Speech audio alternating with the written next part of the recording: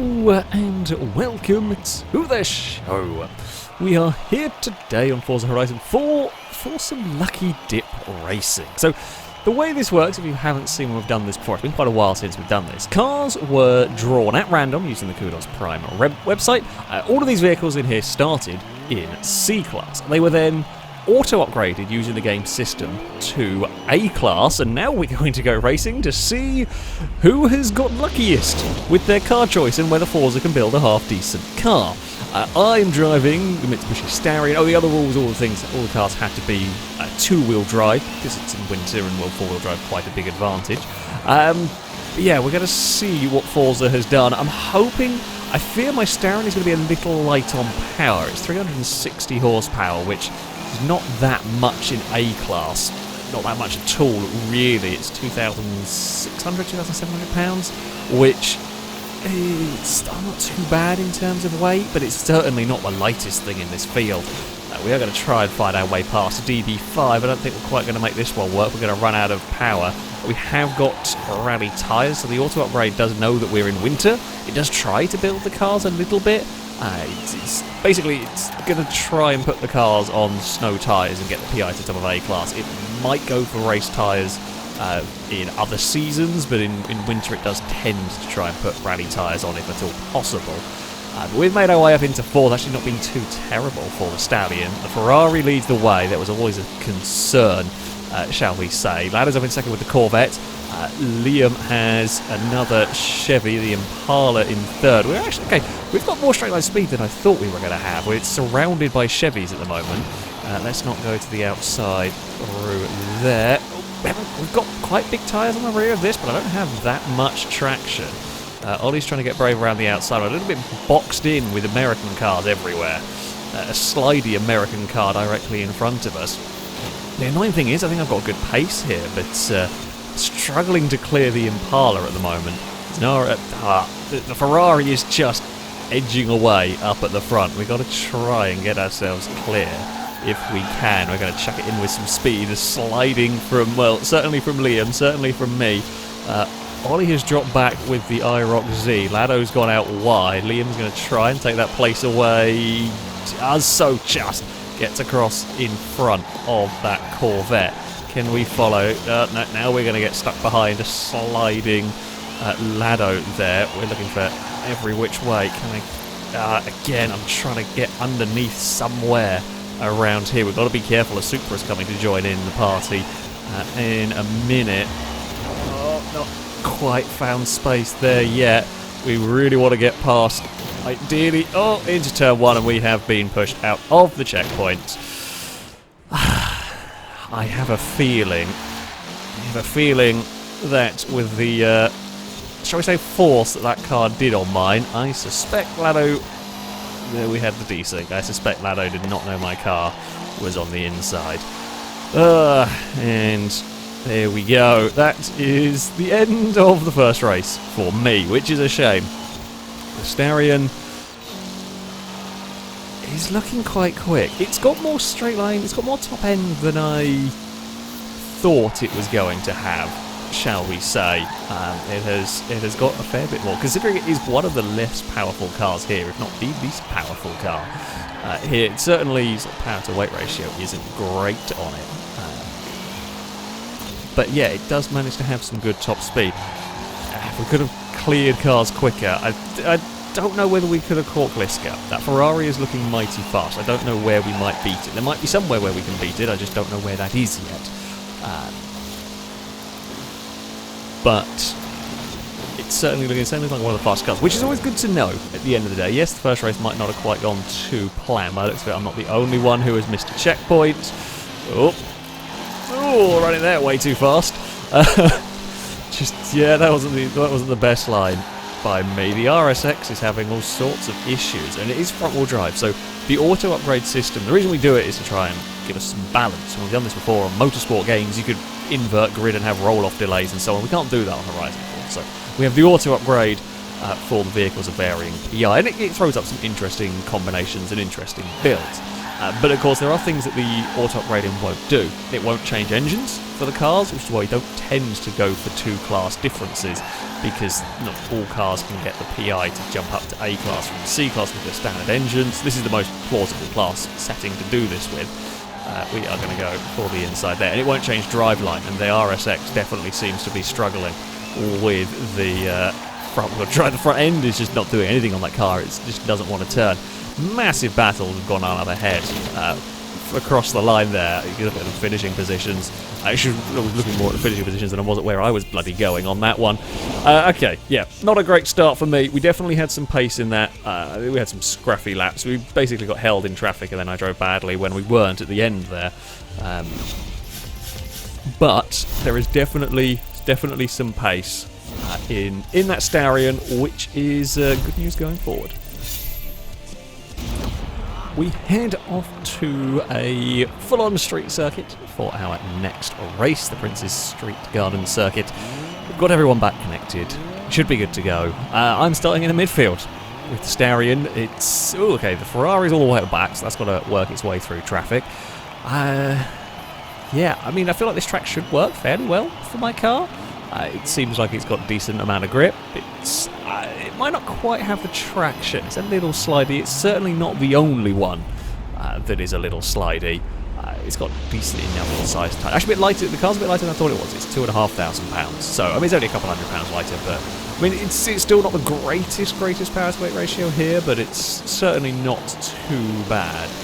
I was not quite as brave into turn 1 as the Camaro, although it running wide and hitting the wall has cost it some momentum. It might still just about hold on to that place. We're going to make the most of ghost mode while we can. Up towards the hairpin for the first time. This is where we might struggle a little bit on traction. 4 cars into 1 bit of road, didn't really go. Ollie's still trying to make the most of the ghost mode with the IROC through that. We are going to get past Lado cleanly this time around, mostly. There's a little bump. Oh, there's some more there's some touring car contact, shall we say.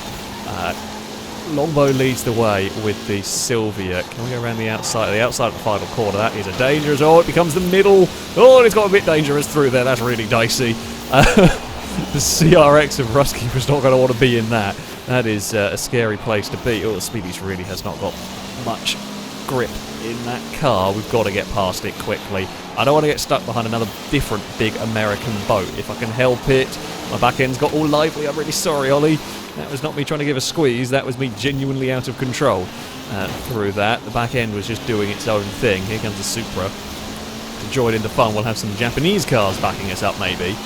We've got the acceleration maybe to hold off the Supra. I really don't want to fight side by side down here, but we will if we have to.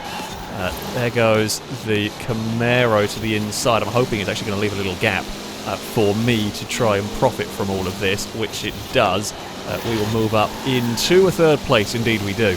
Now, Longbow is loving this. This has been wonderful news for that Sylvia. Basically, we are fighting so much over 2nd place. Sylvia can just run away. Even if we're half a second a lap quicker than it, we're not going to have any time to deal with it come the end of the race. So, yeah, we shall have to wait and see how all of this goes. See if we can close back in on this Camaro. It seems to be the biggest weakness for me is getting off these corners. We just don't seem to have the drive. It was better this time around. The Ferrari has climbed up to 7th, but is probably stuck in traffic. It's actually been pretty close in terms of a lot of the builds. There are plenty of quick cars in here, but everything is quite decent. So you do find some cars getting held up in traffic around here for a little bit longer.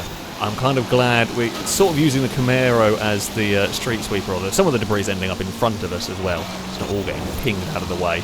The Supra does look quick. If it hadn't lost all that time, I fear that would probably be faster than us. I think we're both faster than the Sylvia actually here. But I think we're going to run out, as I said, we're just going to run out of laps because we fought so hard early on. Speed Beast's sort of roadblock for a lap was just enough to get Longbow away. It looks like Ollie might be there by the end of the race. Now, if they tangle with each other, if they get crazy with the attacking and the defending, they might slow each other down enough that we can get involved, because, you know, we're only talking, it's 2 seconds separate the top 3. We're going to try and not spin the wheels across these snowy curbs and snowy bumps. It's all good. We have got the snow tyres, as do most of the cars, so we will get away with the running wide through that final corner and everything. Yeah, Longbow is going to be under threat by the end of this race. Like, we have pulled away from Impega now, which surprises me. I thought we were going to have more problems from that Supra. The Camaro is looking every which way. Now, this is good news for me if they slow each other down, but is a little bit out of range at the moment. Longbow defends that inside. The Camaro, I mean, we laughed about the Camaro. No one expecting the Camaro to be amazingly good. But it is definitely putting on a fight here. It's trying to go around the outside of the hairpin. I mean, we're a little closer to the leader now than we were last lap around, but we're certainly not close enough to do anything. Longbow absolutely parks it on the apex. Now we are close enough should anything happen. Ollie's going to have a look to the inside. No gap through there. We've carried a lot of speed heading up towards the final corner. Can we brave it out around the outside of the Camaro here? We've got an amazing run. We're going to steal second, but we can't get Longbow in all of that. I mean, we were there. We did what we had to. It was that very much right place, right time. Yeah, that is a sneaky second place steal at the end there.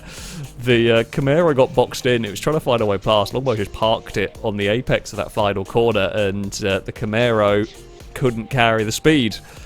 I'll take that. Sneaky, but I'll definitely take that one. Oh dear, that was a good fun race. We head next to the Aston Heritage Circuit. Now this is a curious one. It is a track covered in snow. I feel like my car might not be too bad here. The 250 is likely to be good. If it was fast at the Cop circuit, it's likely to be fast here. This kind of shares similar traits. Longer straights, admittedly some quite nasty higher speed corners for the cars to deal with. I think the Starion's not going to be too bad here. Its slight sliding tendencies might let it down a little bit, but it does have more grip than some others, so there is that. Is the RSX the... No, it's not the only front-wheel drive one, because we've got CRX somewhere in this field as well. Yeah, the RSX is always going to be horrific off the line. It's always going to struggle getting the power down. Glisson got a good start with that. Ferrari is already ahead of us. But yeah, we haven't had too terrible. Considering we're a fair way down the order. Oh, Longbow's having a look to the inside with the Silvia. Might make that move stick. I wasn't expecting there to be a car to the inside, to be fair. We are going to get them on the exit though. Yep. Just wandered a little bit wide. We will get that much better line down here. Straight line speed. There's nothing crazy in all of this. I mean, we expect the Impalas and stuff to be fairly good. With Chevelle, I think, leading, if I've remembered my muscle cars correctly. Yeah, sure, we expect those to be fairly good in terms of the speed. Did Glisson get that checkpoint? No. Just a little too far to the inside. That's unfortunate. It has put the Ferrari out of this one. Just dove down in there. I think. Well, I think trying to be aggressive with getting a pass and just misjudged it. Although I wasn't actually paying attention to where this was put in the car, so it could have been pushed down there for all I know.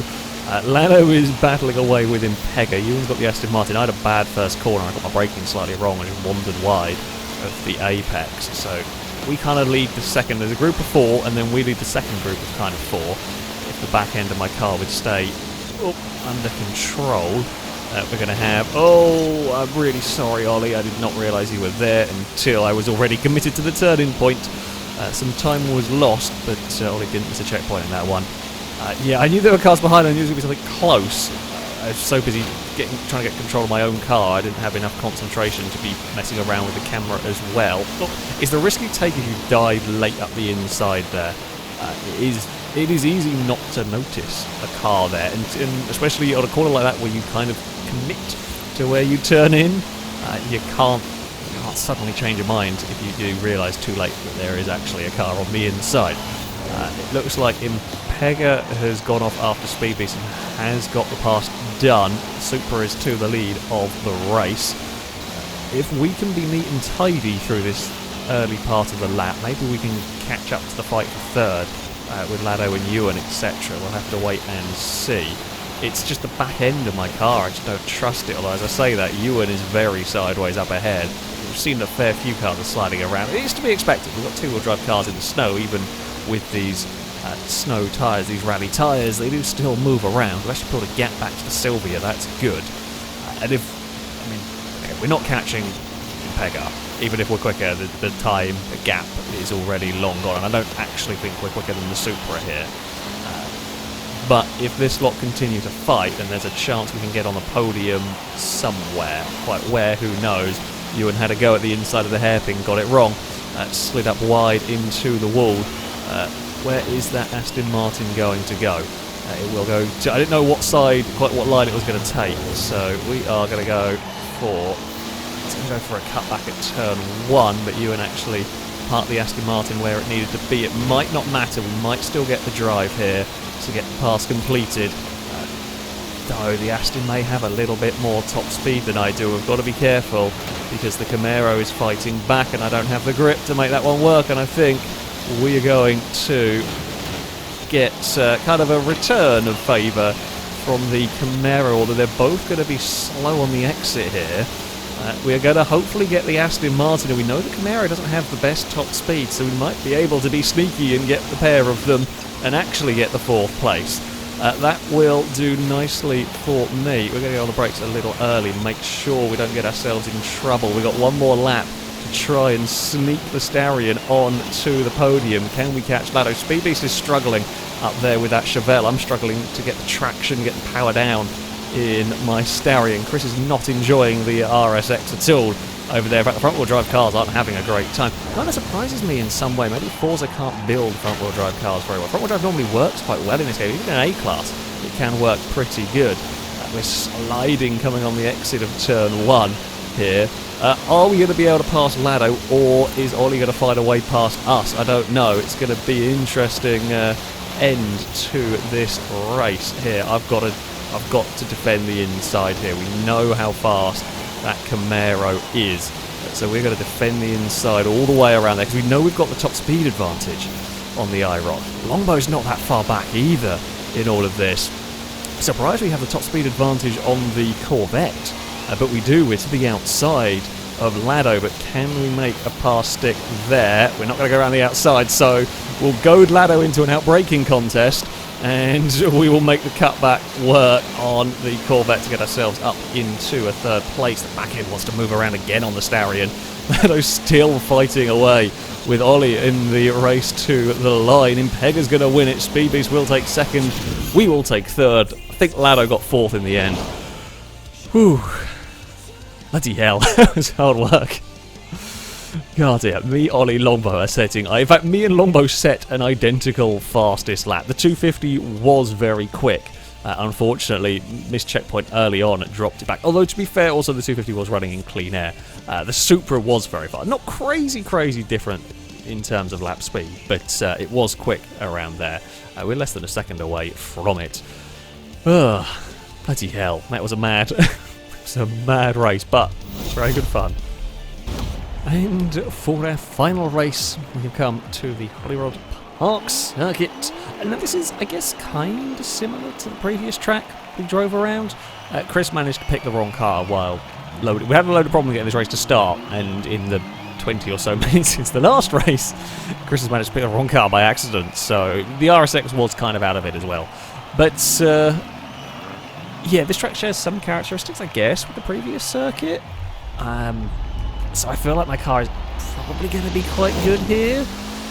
Whether it's going to be whether it's going to be able to win, I don't know. I think I've not quite got enough rear-end grip in this car for it to quite work compared to some of the vehicles around. But it is still pretty fast. I mean, if we can get a good start, we might be able to make it difficult, certainly.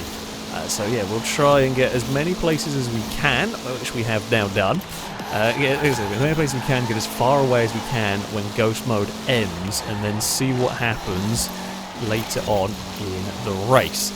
We know my car's not got bad top speed, really.